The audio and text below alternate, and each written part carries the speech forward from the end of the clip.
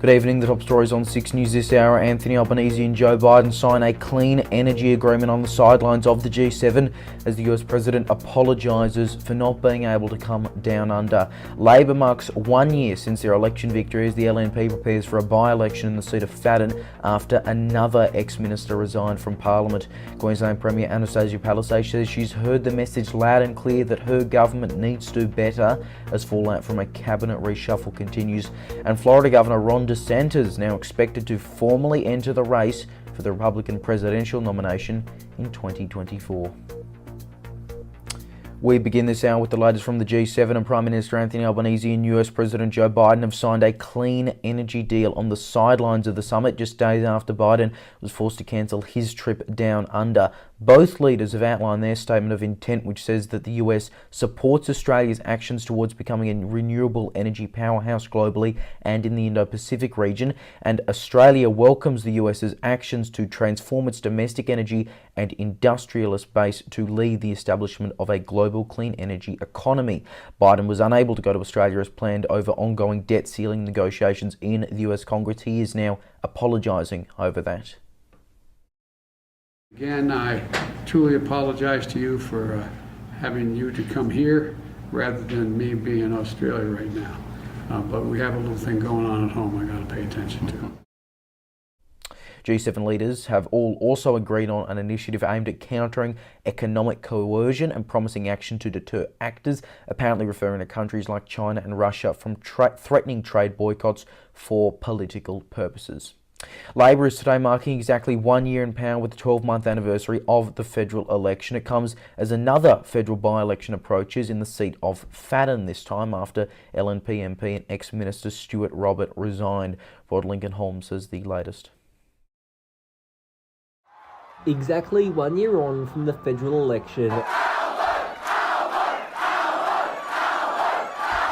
one of the government's key promises from the campaign now moving forward. Legislation on a voice to Parliament coming to Parliament when it returns in the coming days. PM Anthony Albanese marking the first 12 months in office by conducting several length media interviews. Speaking to the 9 newspapers, Albanese saying that after a decade of inaction, people can't simply wish things to happen.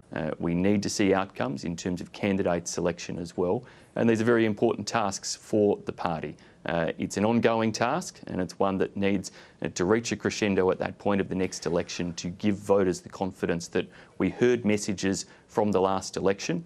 There will be different issues at play at the next election in terms of course, the pressures Australians are feeling in their household budgets, the areas of broken promises from the Albanese government. Importantly, policy work is taking place within the coalition to make sure that we can present, I trust, compelling messages at the next election, and they need to be compelling around how it is we demonstrate our continued commitment economically, but also, as we started this interview, our commitment on matters such as climate change, and how we do that in a way that demonstrates to people we are sincere about achieving net zero. A lot's changed in the federal parliament in a year. Last year, Nationals MP Andrew Gee quit the party in support of a voice and now sits as an independent. Alan Tudge resigned from Parliament, triggering a by-election that Labor's Mary Doyle won. In the Senate, Lydia Thorpe quitting the Greens to sit as an independent. LNP MP Stuart Robert has also quit Parliament,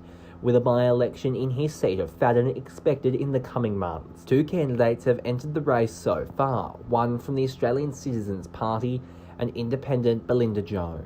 The Greens are also expected to contest the Gold Coast seat. Speculation about Scott Morrison resigning, triggering a by-election in his seat of Cook also remains. Lincoln Holmes, 6 News.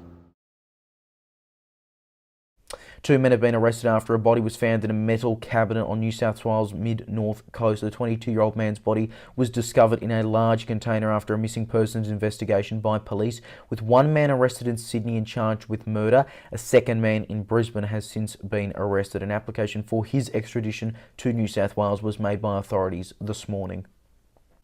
Independent Liberal MP Moira Deeming has responded after a number of her supporters booed and walked out on Victorian opposition leader John Pesutto at a party conference. On Facebook, Ms Deeming said that Victorians are suffering because basic rights, quote, like those fought and won by our great-grandmothers, have been rebranded as bigotry and abandoned, end quote. She added that the issue isn't just about her and she remains a proud Liberal. A small number of her supporters booed Pesutto yesterday, one even calling him a bully at that state conference in Bendigo. The Australian also reports senior Vic Liberals have told Pesutto not to even ask the party to foot the bill for any defamation battle that we could see against him by Deeming, because the answer will be no. Queensland Premier Anastasia Palaszczuk is considering fee-free kindergarten ahead of next week's state budget. It's being considered as one of several cost of living relief measures for people in the state, and it comes amid ongoing fallout over the government's cabinet reshuffle. The Premier telling the Sunday Mail today she heard the message loud and clear that her government needs to do better. And after being in power since 2015, Ms Palaszczuk also said there are a handful of people in Labor who could become Premier one day. National reporter Austin Pollock has more from Brisbane. The Palaszczuk government getting back to work following a major reshuffle in the cabinet. 8 ministers stepping into new roles to address pressing concerns in housing, youth crime and health. The Premier emphasises that this marks a fresh start for a government. I want fresh eyes and I want fresh energy. This is exactly the reset the government has needed. Shannon Fentiman, previously serving as the Attorney General, now takes on the crucial responsibilities of Minister for Women and also the health portfolio.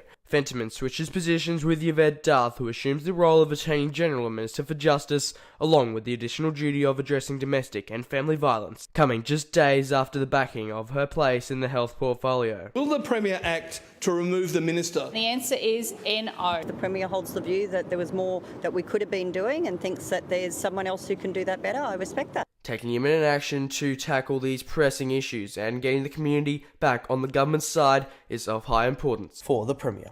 This includes addressing major ambulance ramping delays and challenges faced by maternity services in regional Queensland. I'll be asking hard questions of the department about whether or not they have that laser-like focus. Additionally, youth crime remains a prominent concern, prompting the return of Di Farmer, who previously held the youth justice portfolio up until the last election, to now regain control of the troublesome system. The Premier, her number one goal is community safety. The Minister already implementing measures to curb the rise in youth crime rates. This is the first of 5 new co-responder teams. Megan Scanlon, considered a rising star amongst Labor Party ranks in Queensland, leaving her old portfolio of Minister for Science and Youth Affairs, now becoming a housing minister who doesn't even own a house. And like many young people my age, I'm a renter, and so I will always stand up for young people. We know that Queenslanders are doing it tough. Australians are doing it tough right now as a result of inflation and cost of living pressure. Among the other ministers part of the Premier's reshuffle is Transport Minister Mark Bailey, also taking on the additional portfolio of digital services. Leanne Ecknock will be the Minister for Treaty Aboriginal Services and Torres Strait Islander Partnerships. Leanne Leonard will be the Minister for Environment and Great Barrier Reef, Science and Multicultural Affairs, and Craig Crawford will take on the additional portfolio of child safety. But with all these reshuffles, the opposition isn't buying it. That this is more chaos and crisis of the Palaszczuk government. If Anastasia Palaszczuk thinks that changing a few faces around in a reshuffle is going to save her dying government, she's got another thing coming. The clowns are still there and the circus is the same. But Queenslanders will not buy the fact that this is going to reset the government and fix the issues that matter importantly to Queensland. I have the team and the capability in my team to take the fight up to the LNP at the next election. The New Look ministry now has just over a year to connect with voters, and the latest YouGov poll is anything to go by, showing the Premier at her lowest approval rating since 2015. The government has a lot of work ahead of them. At State Parliament in Brisbane, Austin Pollock, 6 News. The ongoing Indigenous Voice to Parliament debate is reportedly leading to a rise in abuse, threats and harassment online. Nine reports the share of cyber abuse complaints has risen from 5 to 5.6% in the past quarter, with a more than 10% increase in the proportion of complaints in it may increase as the referendum date approaches. A spokesperson for the Safety Commissioner, Julie Inman-Grant, added that there was a noticeable increase in reports from the LGBT community around the time of the 2017 marriage equality postal vote. It comes as ABC personalities and presenters voiced their support for Q&A host Stan Grant. He has said he will walk away from the program after tomorrow night, following comments and criticisms about the ABC's coverage where he and others spoke about the royal family and colonisation. In the shadow of city skyscrapers, around a dozen people are living in tents at Musgrave Park in South Brisbane. There used to be 3 times that many, but homelessness services have relocated the willing to temporary accommodation to make way for a Greek festival held over the weekend. Chief reporter Connor Aforco spoke to an 18-year-old New South Wales backpacker about his experience. When I turned 18, I decided I'm going to go and roller skate down the coast. I also bought buses, I couldn't lie. And I just sort of made my way travelling, skating to Brisbane, where I stayed, really loved it here, and then I ran out of money. So I saw there was some people staying in the park, and I was like, I wonder if I can just live there. Hung up a hammock, and then the people were honestly quite intimidating at first, but after I broke the ice, they were nice. And then they gave me a tent, and I've been here for about 3 weeks ever since. All right. And what was it like on that day to just suddenly move out of? I'm assuming you were staying somewhere? I was staying in a hostel, yeah. In a hostel, and then one day you just decide, I'm going to go live in a park now. What was that like? Well, I just had I think at that time I had probably $200, and I could not afford to stay in the hostel any longer. But I really liked all the people I'd met in Brisbane, so I was like, I'm gonna stay here. I just have to move into the park. It was I thought it was exciting, because I don't know, adventurous. And how did you only have $200? How did you get to that point? Frugal living, wasting money on clothes, and, to be honest, a little bit of weed. Right. And do your parents know that you're here right now? Yes. My mum does know, and I'm pretty sure my dad knows. Right. And what do they think? My mum probably very worried, but she thinks I'll be right, you know. Okay. I'm able to look after myself. Yeah. Right. And so just explain to me what sort of help you've been offered while you've been staying in the park for the last 3 weeks. I've been offered temporary housing at Roma House. Ellen was today, but I've refused that, as well as some other temporary options, because I don't really need it. I like living in the park. Now I have a fence, so my stuff doesn't get stolen. Right. Winning. And living amongst all these other people who don't have homes, do they sort of have a different opinion to you on this? I have had my privilege as someone who's had a home and a family that loves me my whole life checked so hard living here. It puts a lot of shit into perspective about why I'm doing it, and I don't know, it really made some click in my brain about who I am. What do you think that is? It's too hard to verbalise. It was just a experience I'll never be able to forget. I'm not even homeless. I have a home back in New South Wales. I don't think I'm a very stereotypical person, so I hope I'm not putting out a stereotype. I do my best to make sure people know that I'm not really on the streets. Yeah. You know? Yeah. I've been here for about 3 weeks, and about 2 weeks ago, Micah started coming down to clear the people out for the festival. It was, as Micah's been kind of saying today, they weren't so much forcing people out, but they were putting them into temporary housing. And then those that stayed and refused temporary housing were eventually offered permanent residences. And then the people here all decided no to that too. Yeah. Florida Governor Ron DeSantis is expected to formally enter the race for US President in the coming days. DeSantis will largely be competing with former President Donald Trump for the Republican Party nomination. Our North American correspondent Wyatt Sharp has the very latest. Governor DeSantis has been making several out-of-state trips out of Florida. Of course, Florida is where he is currently the governor of. He is very popular amongst the Republican base, at least he was. Now that him and former President Trump have drifted ways in a number of ways, it seems as if it has become and made various people in the GOP divided amongst themselves.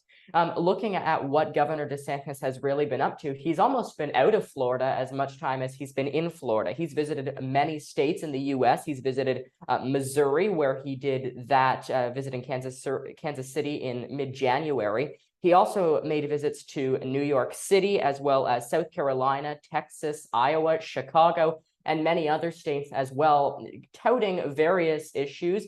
He also visited Washington, D.C. for a reunion with the House Freedom Caucus. And all of this is, many people in Washington believe, a way in which he is exploring the potential interest in a presidential campaign. He's also made several out-of-country international trips as well. He visited Japan, South Korea, Israel, and the United Kingdom for conversations with officials in those respective countries on various issues, specifically, though, zoning in on issues of business, the economy, and even international trade. Donald Trump, the former president, oftentimes trying to take credit for the victory of Governor DeSantis. And a lot of people think that that might actually have the opposite effect. Governor DeSantis won by a resounding number in the midterm elections, and Donald Trump, several of the candidates that he endorsed in the 2022 midterms, they did win in the primary, but some of them ended up losing in the general election campaign. So there were some questions that had been arisen after the results of the midterm elections. And in the lead up to the midterm elections, certainly after the midterm elections, the attacks between Governor DeSantis and Donald Trump have really been skyrocketing. You hear Donald Trump creating a nickname for Governor DeSantis. Instead of using DeSantis as the last name, he founded the name DeSanctimonious, and he used that repeatedly, even most recently in the example of the CNN town hall that was viewed by millions that he did with anchor at CNN, Caitlin Collins. And that was something that the Trump campaign was trying to illustrate as what this campaign will be like, reaching out to all sides of the political spectrum and all sides of the political aisle, although that will be a challenge. Many people believe that Donald Trump is responsible for inciting the insurrection and for the lies that were spread surrounding the 2020 election campaign. Over the course of the COVID-19 pandemic and the coronavirus pandemic, a lot of folks, certainly in Trump world, would repeatedly praise those in the DeSantis bubble and those in Florida who were responsible and who had the decision-making power for their handling of the COVID pandemic. Very notably, Ron DeSantis and the government in Florida, those elected officials in Florida, did not lock down or impose as many COVID-19 restrictions as some other states and some other governors, even some other Republican governors, had done. So we are certainly expecting some of these attacks to increase in the coming months as this campaign gets underway and as Governor DeSantis is looking like he could make it official next week. When you look at the way in which the campaign has been unfolding thus far, Ron DeSantis has, although he hasn't officially made it official, he has not actually announced his intentions to seek the Oval Office and the presidency in 2024. All of the candidates know that it is very possible that he could enter the race now. It is looking like it will be for sure that he will enter the race come next week. There are several candidates who have been getting the majority of press attention over the course of the past few months in this campaign, aside from Donald Trump. Two of them in particular: former South Carolina governor and former U.S. ambassador to the United Nations, Nikki Haley, is running, as is the former governor of Arkansas, who was also an official in the George W. Bush administration, Asa Hutchinson. Both of those two individuals have been getting a large amount of attention in the press. Also, there's a small businessman running. His name is Vivek Ramaswamy, and a lot of people are thinking of him in the same way they thought of someone like Andrew Yang in the 2020 campaign. The difference here is that Donald Trump and his campaign team have actually put out statements, putting out press releases where they repeatedly would be praising the Ramaswamy campaign, which is interesting because it's not as often as now and in this campaign that you see two campaigns going back and forth praising each other. Another thing to take note of is that in many cases and in many circumstances, a lot of the campaigns that are running against Trump for the GOP nomination have really been hesitant to say anything, if anything at all has even been said, speaking out about the former president. That could potentially change in the coming weeks and the coming months as some of these candidates try to realize and reconcile with the fact that they will likely need to do that in order to try and take some of the voters who are currently supporting and who will, as of right now and as it currently stands, vote for former President Trump in the primary. In order to take some of them back, they may need to increase some of the level of campaigning, some of the level of rhetoric that needs to happen in order to defeat someone like Donald Trump. Now for some news about Six News. Six News will be undergoing a major expansion starting tomorrow, including more great programs, original video content, and fact-checking to expose misinformation. And you'll be able to watch it all live and on demand for free.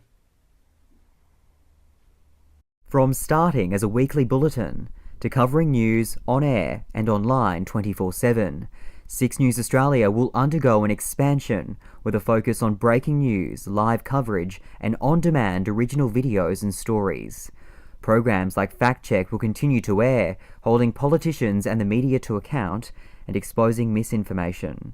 Long-form interviews on Uncensored will also continue after a number of headline-making interviews ahead of the federal election. He and his outfit have enough clout to be granted an interview with the Prime Minister. It'll be up on YouTube tonight. An interview with the Prime Minister is highly sought after by journalists right across the country. So when Melbourne schoolboy and young journalist Leo Puglisi was given the opportunity to interview Scott Morrison, he seized it with both hands and he didn't hold back. Six News may not yet be a household name in Australian media, but in a few short weeks, the digital news outlet has garnered a significant following off the back of its coverage of the federal election campaign. And now, Six News will also produce more mini-documentaries and original stories on topics like political history, sports, and much more. The changes come into full effect tomorrow. Connor Alforque, Six News. And don't forget you can support us for just $4 a month at patreon.com/6NewsAU. Let's now check in with Ivan and Melly with all what's making news right now on WAMN News.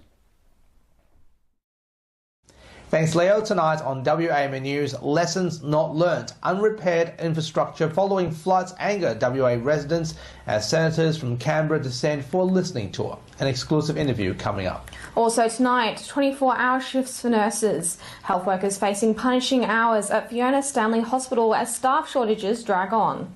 More than 10 kilos of meth and cash seized by police as authorities crack down on drug trafficking. Remembering a multicultural giant in Western Australia. MSC honours Leela DeMel and later Dr Andrew Miller's comment. Join us tonight on the WAMN News Facebook page and YouTube channel.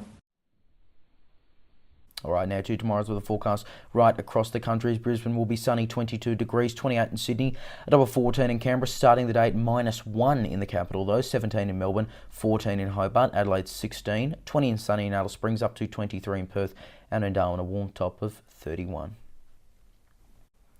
A reminder of top stories we're following on 6 News this hour, and Prime Minister Anthony Albanese and US President Joe Biden have signed a clean energy deal on the sidelines of the G7 summit just days after Biden was forced to cancel his trip down under.